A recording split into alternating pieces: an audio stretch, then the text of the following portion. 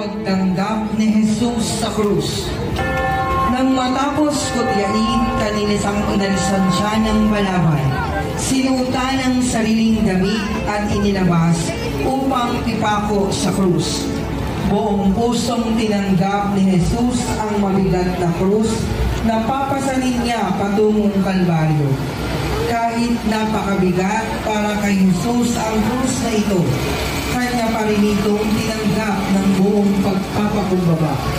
Ang kapat kong lingkod na lubos kong pinalulugdan, ang siyang tatanggap sa parusa ng marami, at alang-alang sa kanya, sila'y aking patatawarin.